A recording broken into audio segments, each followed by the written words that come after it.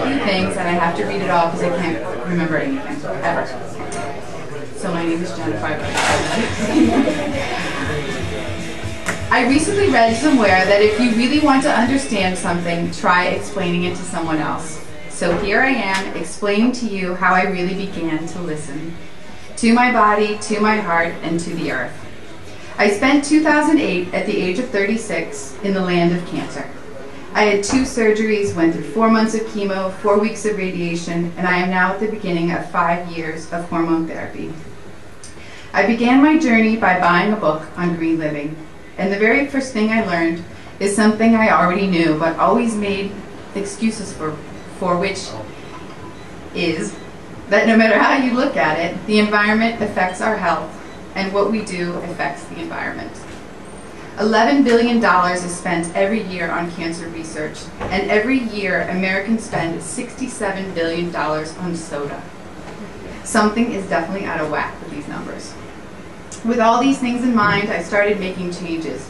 At the beginning of my day, I started looking at the ingredients in my toothpaste, then my shampoo, bar and face soap, and my moisturizer.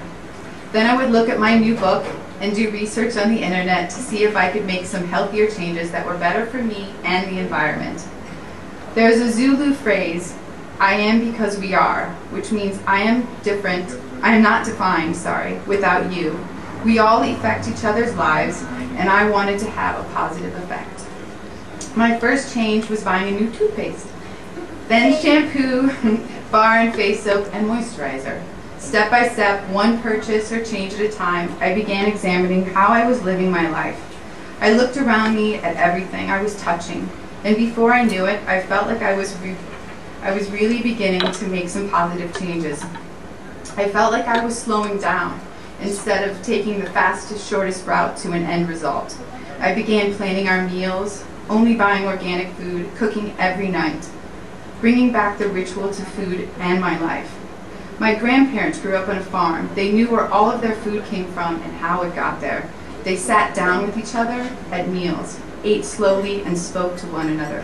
They were close. This is my wish for you, to begin to listen to each other, your heart, and to our earth. On a side note, I wanted you a couple of things.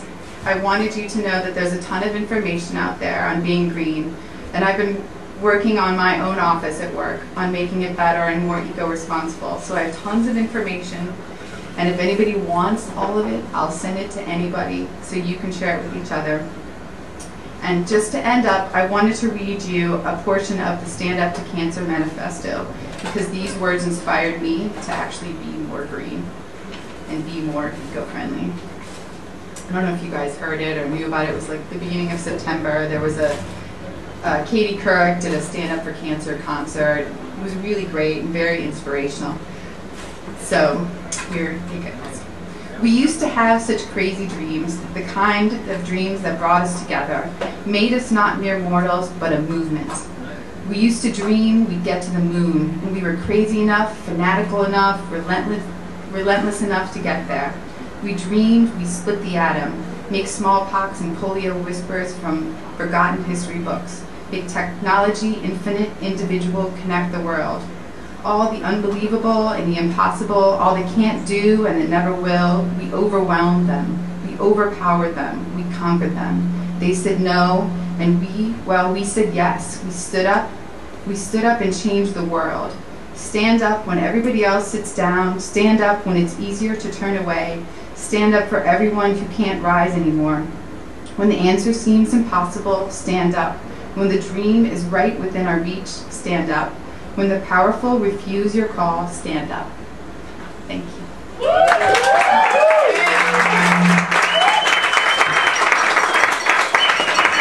Anymore.